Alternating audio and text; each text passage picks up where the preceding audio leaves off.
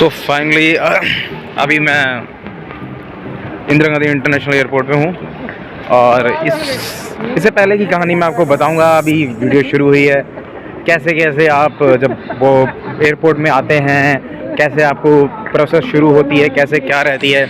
और आपको मैं इस वीडियोस में ये भी आपको गाइड करूँगा कि क्या क्या चीज़ें आपको ध्यान रखनी है, क्या लेके आना है, क्या नहीं लेके आना है, क्या चीज़ें अवॉइड करनी है। ये मेरे साथ मासी है, मेरे दोस्त गैवी की मासी हैं, तो इंटरली मेरी मासी हुई। इन्हीं के यहाँ पे हम जा रहे हैं, वहाँ पे मेलबर्न में।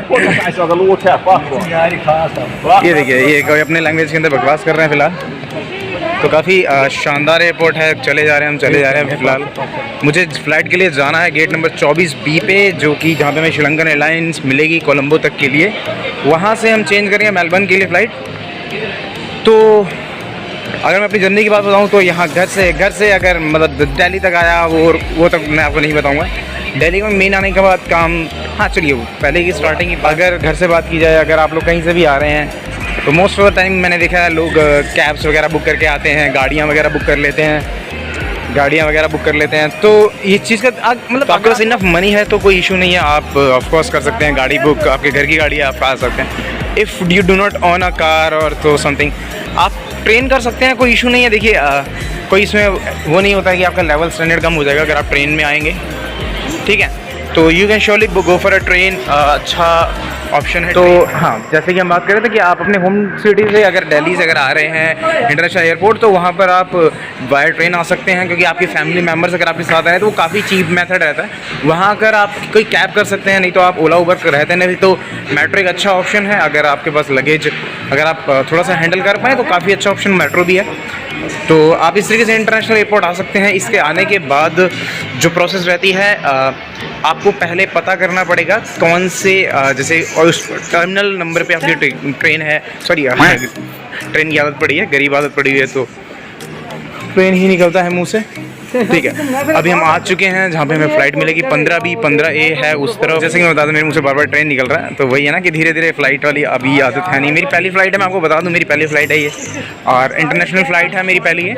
तो ठीक है, एक्सपीरियंस बताऊँगा जैसा मेरा एक्सपीरियंस रहेगा, ठीक है। तो पहली चीज़, जब आप आ रहे हैं इंटरनेशनल एयरपोर्ट, तो पहली चीज़ अपना जो बैगेज है उसका ध्यान रखिए, वो एक्स्ट्रा नहीं होना चाहिए, क्योंकि एंड लास्ट मिनट पे उस चीज़ में परेशान आपको कोई करे, दैन दैट्स नॉट आपका एक्सपीरियंस ख़राब भी होगा, उसमें कोई अच्छी बात नहीं है ना। तो उस चीज़ का ध्यान रखिए, कोई ऐसी लिक्विड चीज़ नहीं लेके जानी है, कोई शार्प, जो भी पॉलिसीज होती है वो आप स्टडी करके रहें, ताकि आपको लास्ट मिनट पे कोई इशू ना आए, ठीक है। ये देखिए टॉयलेट भी कितना अच्छा है।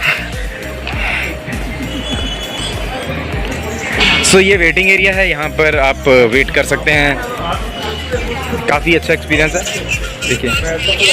हाँ सब कुछ है। ये वेटिंग एरिया है और यहाँ पर ये जा रही है, आप मतलब खड़े होके चलते रहिए, आपको चलने की जरूरत नहीं पड़ेगी। इंसान इतना आलसी हो रखा है कि उन्होंने चलने पे एक नया एक्सपीरियंस लेने वाले हैं, जो कि हमें पहले कभी लिया नहीं है। कि ये मतलब नॉर्मल लिफ्ट्स पे खड़ी है, पर वॉकिंग लिफ्ट्स पे कभी नहीं है। देखिए ये नॉर्मल रहती हैं। आपको हमारी मासी जी, देखिए मासी जी ने पहले कहा कि हमें इस पे चलना है, नॉर्मल नहीं चलेंगे। मासी जी टेक्नो से नहीं है। तो जैसे ही हम लोग जैसे ही पहुँचे ये इंटरनेशनल एयरपोर्ट इंदिरा गांधी दिल्ली में, तो वहाँ पर सबसे पहली चीज़ जो हमने एक होटल लिया था, और मैं आपको होटल का भी बता दूंगा। आप एयरपोर्ट के पास धोलाकुआं जगह है, ठीक है, महिपालपुर एक्सटेंशन है, इस तरफ आप होटल देख लीजिए, आपको बहुत चीप रेट में मिलेगा। उनको पहले कह दीजिएगा कि हमें नाइट स्टे नहीं करना है, जस्ट फॉर हम लोग नहाने के लिए, चेंज करने के लिए रुक रहे हैं, तो वो आपको उसी अकॉर्डिंगली चार्ज करेंगे। दैन लाइक मेरे काफ़ी फैमिली मेम्बर्स आए थे, तो उस अकॉर्डिंगली मैंने बुक किया था, तो काफ़ी चीप पड़ा था मुझे। लाइक मैं बहुत ही मतलब कंजूस आदमी हूँ, तो पैसे बचा के चलता हूँ। आई बिलीव कि पैसे अगर मतलब जायज़ जगह पे खर्च करनी चाहिए, तो उस अकॉर्डिंग ही मैंने खर्च किए थे। तो ये चीज़ का ध्यान रखिए। तो मैंने काफ़ी सस्ते में होटल किया था एंड मेरे फैमिली मेम्बर्स। दैन वहाँ से हम लोग कैब में आ गए थे यहाँ पे। मैंने प्रायरली एक कैब कर ली थी, जो मुझे रेलवे स्टेशन से जिसने पिक किया था, वही कैब मेंबर से मैंने बात कर ली थी, उन्होंने मुझे एयरपोर्ट ड्रॉप कर दिया है। तो उसके बाद हम यहाँ पर आ गए और फिर हमने डॉक्यूमेंट्स। अब एक फ़ाइल, एक और चीज़, जब भी अगर आप आ रहे हैं तो अपने वीज़ा की, वैक्सीन, पासपोर्ट, मेडिकल, सभी चीज़ें एक अलग फाइल में रखिए, ताकि लास्ट मिनट पे आपको बैगेज वगैरह खोलना ना पड़े। जो आपका हैंड लगेज रहे उसके अलावा भी एक फ़ाइल तैयार करिए जिसके अंदर आप सारी चीज़ें, मतलब आपको लास्ट मिनट पे हैंड लगेज भी ना ही खोलना पड़े, क्योंकि बार बार लगेज खोलेंगे टाइम डिले होगा। और ऐसे और कई बार होता है ना, जब हम पहली बार की कोई नई चीज़ करने जा रहे हैं उनसे हड़बड़ा जाते हैं, तो पता लगा आपके सारे पन्ने बिखर गए, वहाँ बेइज्जती हो जाएगी आपकी। और कोई सुंदर लड़की देख रही है फिर तो आप अलग से और थोड़ा सा एकदम से अरे घबरा जाओगे कि यार इंप्रेशन डालना है, और वहाँ पे तुम्हारी फाइल वाइल गिर गई तुम, तो उस चीज़ का ध्यान रखें, एक अलग से फाइल तैयार कर लें, ज़्यादा अच्छा रहेगा। और जैसे ही आप पहुँचेंगे एयरपोर्ट, आप जो भी आपका गेट नंबर रहेगा उस गेट नंबर के मतलब पहले तो टर्मिनल पे जाइए, उसमें आगे गेट नंबर होगा जिस एयरलाइंस की आपकी रहेगी फ़्लाइट, उसके लिए जैसे LM ऐसे करके होता है, उसमें आप चेक इन करिए। वहाँ पे अपना पासपोर्ट और टिकट रखिए। वो पहले सेफ्टी वाले आपका पासपोर्ट टिकट देखेंगे, शक्ल देखेंगे तो मैच कर रहा ही नहीं कर रहा है। मेरी पासपोर्ट की शक्ल से मैं बिल्कुल मैच नहीं करता हूँ, उसमें मैं टेररिस्ट लगता हूँ। तो ये चीज़ है, पर हाँ आप लोग सुंदर मुझे लगता है जो मेरी ऑडियंस है काफ़ी सुंदर रहेगी आने वाले फ्यूचर के अंदर। तो हाँ, ऐसा नहीं है कि आप सुंदर नहीं है तो आप ट्रैवल ना करें, बिल्कुल करें ट्रैवल, ठीक है। जस्ट फॉर अगर आप सुंदर है तो एक एक्स्ट्रा पॉइंट्स मिलेंगे आपको, या अगर उनको शक भी हो रहा होगा कि हाँ तुम कुछ बताया। हाँ, तो हम पहुँच चुके थे कि मुझे उन्होंने इमिग्रेशन से मैंने जब करवाया पासपोर्ट में स्टैंपिंग वगैरह होगी, तो उसके बाद उन्होंने मेरे को कस्टम्स वालों के पास भेजा। कस्टम्स वालों ने कुछ चेकिंग वगैरह मतलब राइट क्वेश्चंस वगैरह पूछे कि आप क्यों जा रहे हैं मेलबर्न वगैरह, एंड क्या स्टडी करेंगे और कहाँ से बिलोंग करते हैं। ऐसा कुछ इशू नहीं था, जस्ट वो क्विक रहते हैं। अगर आपको कल को अगर आपके RR मार्क करते हैं टिकट पे तो आपको घबराने की ज़रूरत नहीं है। तो ऐसा नहीं है कि आप कल को एकदम से पैनिक हो जाएं कि हाँ यार मुझे RR मार्क कर दिया, ऐसा कुछ नहीं होता। जस्ट वो कुछ थोड़े से हर फ्लाइट से 2 या 3 लोग पिक करते हैं। अगर आप लास्ट में बोर्ड करते हैं किसी फ्लाइट के तो शायद आपको ही मार्क करते हैं, तो कुछ ऐसे ही रैंडमली चूज़ करते हैं, तो ऐसे कोई घबराने की बात नहीं है। तो फिलहाल मैं आ चुका हूँ अपने यहाँ पे, मुझे मेरे फ़्लाइट मिलेगी 24B श्रीलंकन एयरलाइंस, जो कि मुझे यहाँ से कोलंबो लेके जाएगी। और ये इसका स्टार जो ये लैंड चलेगी यहाँ से 6:30 का टाइम है। बाकी मुझे दिख रहा है मेरी वो रही फ़्लाइट, वो दिख रहा हो सामने खड़ी है, आप लोगों को दिखेगा नहीं फिलहाल। बाकी एयर इंडिया की एक फ़्लाइट खड़ी है, आप लोगों को दिख रहा होगा। तो अभी बात करते हैं, जब मैंने लगेज चेक कराया था अपना, मेरा लगेज स्कैन हुआ था, जब मेरा कस्टम हो गया, इमिग्रेशन हो गया, बोर्डिंग पास जनरेट हो गया, उसके बाद लगेज चेक होता है, फाइनल लगेज चेक होता है। तो फाइनल लगेज चेक के अंदर उन्होंने एक ट्रे के अंदर मैंने अपना जो मेरा हैंड लगेज था, लैपटॉप बैग था मेरा, लैपटॉप और चार्जर्स वगैरह थे वो मैंने रख दिए थे।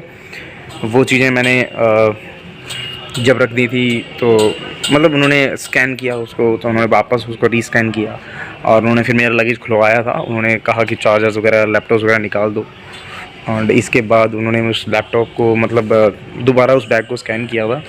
पता नहीं उसको क्या इशू था, मुझे उस चीज़ का ध्यान मतलब उन्होंने बताया नहीं। मैंने पूछा तो कंफर्म किया उनसे कोई दिक्कत है या कैसा है, उन्होंने नहीं कोई दिक्कत नहीं, आप जा सकते हैं अपना लगेज ले लीजिए, कोई दिक्कत नहीं। शायद तक वो मेक श्योर करते हैं। बट उसी वक्त एक अजीब सी बात हुई, वहाँ पे एक लगेज था जो उसमें उन्हें डाउट था उसे, पर उन्होंने उसको रीचेक करने की कोशिश की, उसको मतलब रिवर्स करने को। जैसे क्या होता है लगेज जब मशीन में डालते हैं तो लगेज क्या होता है आगे बढ़ जाता है, तो उन्होंने रिवर्स करने की कोशिश की, पर वो मशीन शायद तक चली नहीं, तो लगेज आगे चला गया।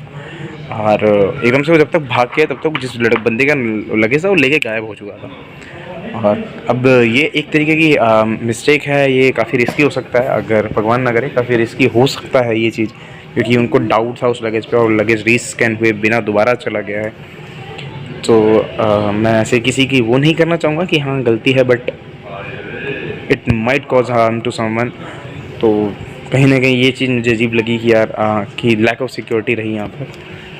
तो बाकी और क्योंकि वहाँ पर एक और चीज़ थी कि वहाँ पे 2 पुलिस वाले होते थे, तो उस टाइम बस एक ही पुलिस वाला था, क्योंकि अगर 2 होते तो वो ज़रूर से उस लड़की को रोक लेते, क्योंकि जब तक उन्होंने चेक किया और उसे पकड़ने की तब तक वो लड़का बैग लेके जा चुका था।